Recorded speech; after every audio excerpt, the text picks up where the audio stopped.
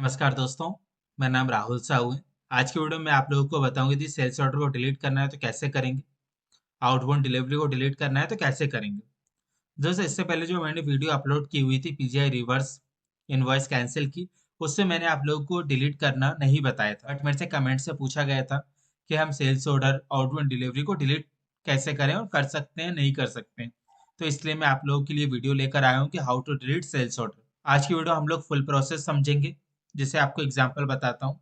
दोस्तों, आज की वीडियो में यदि सपोज हमारी अकाउंटिंग रिवर्स हुई है तो उसको रिलीज करेंगे, इनवॉइस को कैंसिल करेंगे, पीजीआई को रिवर्स करेंगे, डिलीवरी को डिलीट करेंगे, फिर सेल्स ऑर्डर को डिलीट करेंगे। दोस्तों, जो रिवर्सल की प्रोसेस एंड टू स्टार्ट होती है, सपोज यदि मैं इनवॉइस को बना रहा हूँ तो मैं क्या करूंगा, सेल्स ऑर्डर बनाऊंगा, डिलीवरी बनाऊंगा, पीजीआई करूंगा, इनवॉइस बनाऊंगा, फिर अकाउंटिंग को रिलीज करूंगा। बट रिवर्स के केस में हमें रिवर्स चलना पड़ता है। इसलिए हम, यदि सपोज मैं आपको डेवलपमेंट सर्वर पर बताऊंगा टेस्टिंग पर्पज से, तो मैं आपको इनवॉइस रिलीज नहीं बताऊंगा बट आपको प्रोसेस बता दूंगा। यदि आपका इनवॉइस रिलीज है तो उस केस में आप क्या करना है। आज की वीडियो में आपको इनवॉइस कैंसिल, पीजीआई, डिलीवरी और सेल्स ऑर्डर को बताऊंगा। One by one T codes भी देखेंगे कि उसके टी कोड्स क्या क्या होते हैं। Invoice cancel VF11, PGI reverse VL09, outbound delivery को डिलीट करना है तो VL02N, और VA02 से सेल्स ऑर्डर डिलीट। दोस्त, सबसे पहले तो हम डॉक्यूमेंट डिस्प्ले को चेक करेंगे कि उसके फ्लो में जाके चेक करेंगे उसके अगेंस्ट में क्या क्या बना है। उसके बाद उसकी रिवर्सल प्रोसेस देखेंगे। आइए एसएपी पे चलते हैं, प्रैक्टिकली करके समझते हैं इन प्रोसेस को। दोस्तों, स्टार्ट करने से पहले यदि आप लोगों ने चैनल अभी तक लाइक एंड सब्सक्राइब नहीं किया तो प्लीज लाइक एंड सब्सक्राइब जरूर कीजिए दोस्तों। आइए हम टिक आउट टाइप करते हैं। सबसे पहले VF03 डॉक्यूमेंट डिस्प्ले के लिए, यहाँ से मैं अपना इनवॉइस नंबर ले लेता हूँ जो मुझे रिवर्स करना है। मैंने यहाँ पे नंबर नोट किया हुआ है। आपका जो भी इनवॉइस नंबर है आप वो ले लीजिए, यहाँ पर टाइप करेंगे। पहले हम डिस्प्ले डॉक्यूमेंट देखेंगे। ये देखिए दोस्तों, इसके अगेंस्ट में सेल्स ऑर्डर बना है, डिलीवरी बनी है, इनवॉइस बना है। तो हम पहले इनवॉइस को कैंसिल करेंगे, फिर पीजीआई को रिवर्स, डिलीवरी को डिलीट, और उसके बाद सेल्स ऑर्डर को डिलीट करेंगे। अभी आपको तीनों प्रोसेस दिखा रही है। ये डिलीट होने के बाद सिर्फ आपको इनवॉइस नंबर दिखाई देगा, वो आपको मैं लास्ट में शो करूंगा डॉक्यूमेंट डिस्प्ले। आइए सबसे पहले इनवॉइस को कैंसिल करते हैं। टिको टाइप करेंगे VF11, इनवॉइस नंबर यहाँ पे पेस्ट करेंगे, एंटर करेंगे। एंटर करने के बाद यदि आपको इनवॉइस शो करना है तो आप इस पे क्लिक करके इनवॉइस को देख भी सकते हैं। अभी मैं डायरेक्ट इनवॉइस को कैंसिल कर रहा हूँ। देखिए दोस्तों, यहाँ से हमारा इनवॉइस से कैंसिल हो गया और इनवॉइस नंबर जनरेट हुआ है। अब इस इनवॉइस को वापस VF03 में देखेंगे। इनवॉइस नंबर जो हमने कॉपी किया था वापस आप यहाँ पे पेस्ट कर दीजिए। डॉक्यूमेंट डिस्प्ले देखिए। ये देखिए दोस्तों, कैंसिल इनवॉइस हो गया। सपोज यदि ये इनवॉइस ये रिलीज होता, मैं आपको एक रिलीज इनवॉइस भी दिखाता हूँ। दोस्तों, अभी मैंने एक इनवॉइस लिया है आप लोगों के अकाउंटिंग बताने के लिए। सपोज में यदि मैं डॉक्यूमेंट डिस्प्ले पे क्लिक करता हूँ, ये मुझे प्रोसेस दिखाएगा। Sales order, delivery, invoice, accounting. यहाँ पे मेरी अकाउंटिंग जनरेटेड है, बट जो मैं अभी आपको बता रहा था, ये यहाँ पे हमारी अकाउंटिंग जनरेटेड नहीं है, यहाँ पे कैंसिल इनवॉइस आया। इस केस में हमें अकाउंटिंग रिवर्स करने की रिक्वायरमेंट नहीं है। सपोज यदि मैं इस इनवॉइस को कैंसिल करता तो जो मेरी अकाउंटिंग जनरेटेड डेबिट बैलेंस यहाँ पे FEL51 में दिख रहा होगा। तो आपको कैंसिल इनवॉइस की भी अकाउंटिंग जनरेट करना है। उससे क्या होगा, हमारी क्रेडिट एंट्री जनरेट होगी, तो डेबिट क्रेडिट का इम्पैक्ट जीरो होगा। इसलिए हमें से यदि अकाउंटिंग जनरेटेड है तो पहले आप इनवॉइस को कैंसिल करने के बाद कैंसिल इनवॉइस को भी रिलीज करना है। उसके बाद उसकी पीजीआई को रिवर्स करना है। आइए मैं आपको बता देता हूँ कि ये रिवर्स कैसे होता है। अभी हमने ये इनवॉइस देखा था। कैंसिल इनवॉइस नंबर को आप कॉपी करेंगे, इसको टाइप करेंगे VF02 में। यहाँ पे ये देखिए, रिलीज टू अकाउंटिंग। यदि ये मैं कैंसिल इनवॉइस है, मैं यदि रिलीज टू अकाउंटिंग पे क्लिक करूंगा तो इसकी अकाउंटिंग जनरेट हो जाएगी। इसकी अकाउंटिंग क्रेडिट जनरेट होगी। इसलिए जो हमारी इनवॉइस की डेबिट हुई थी ये क्रेडिट होकर इसका इम्पैक्ट जीरो हो जाएगा। तो हमेशा जब भी इनवॉइस की अकाउंटिंग जनरेट हो तो आपको कैंसिल इनवॉइस की भी अकाउंटिंग को जनरेट करना है। दोस्तों, अभी हमने इनवॉइस को कैंसिल किया। अब मैं पीजीआई को रिवर्स करता हूँ और डिलीवरी को डिलीट करता हूँ। तो यहाँ से मैं पीजीआई नंबर कॉपी करूंगा, VL09। यहाँ पे आपको आउटबाउंड डिलीवरी नंबर टाइप करना है, जो भी आपका नंबर है। उसके बाद एग्जीक्यूट करना है। एग्जीक्यूट करने के बाद आपको ये सिलेक्ट करना है, डिफाइन डेट करना है। जैसे ये कॉन्सेप्ट आप समझ लीजिए। यदि सपोज मेरी एक्चुअल जीआई डेट 31 मई 2023 है, मेरी पिकिंग डेट 6 अगस्त 2023 है, रिवर्सल डेट आज की आ रही है 17 दिसंबर 2023। यदि मुझे 17 दिसंबर में रिवर्स करना है तो मैं यहाँ पे 17 दिसंबर डालूंगा। तो मेरी इन्वेंट्री का इम्पैक्ट कब आएगा? 17 दिसंबर में। यदि मेरी जीआई हुई है 31 मई 2023 में, यदि मैं यहाँ पे टाइप करता हूँ 31 मई 2023, तो ये कब इन्वेंट्री में इम्पैक्ट करेगा? 31 मई को। तो मेजरली हम हमेशा यही ट्राई करते हैं कि जिस डेट में हमारी पीजीआई हुई है उसी डेट में हमें रिवर्स करना चाहिए। इन्वेंट्री जो इम्पैक्ट आएगा वो सेम मंथ में दिखेगा। अभी ट्राई करते हैं। यहाँ पे 31 मई 2023 लिया है, यहाँ पे 31 मई 2023 लिया है। दोस्तों ये भी देखना है कि रिवर्स होगा कि नहीं होगा। आप ट्राई करते हैं। इसने बता दिया goods issue for delivery was cancelled, no problem has been locked. ये अभी रिवर्सल हो गया, कोई प्रॉब्लम नहीं है। बट सम टाइम यदि आपका मंथ ओपन नहीं है एमएम का, तो ये आपको एरर देगा, पीजीआई को रिवर्स नहीं करने देगा। तो आपको हमेशा मंथ चेक करना है। अभी मैंने 31 मई की डेट की पीजीआई 31 मई को रिवर्स कर दी है। अब हमें आउटबाउंड डिलीवरी डिलीट करना है। अभी हमने क्या देखा? कैंसिल इनवॉइस, पीजीआई को रिवर्स देखा VL09 से। अब देखेंगे VL02N, आउटबाउंड डिलीवरी को डिलीट करना। यहाँ पर टाइप करूंगा VL02N, यहाँ पे डिलीवरी नंबर लूंगा, एंटर करूंगा। जैसे आप जैसे एंटर करेंगे तो आपको स्क्रीन इस तरह से दिखाई देगी। ये आपको एक्चुअल जीआई डेट ब्लैंक दिखाई देगी, क्वांटिटी एडिटेबल मोड में दिखाई देगी, बेस दिखाई देगा, यहाँ पे वाइट स्क्रीन दिखाई देगी। सपोज यदि मैं पीजीआई को रिवर्स नहीं करता तो ये मुझे कैंसिल नहीं करने देता।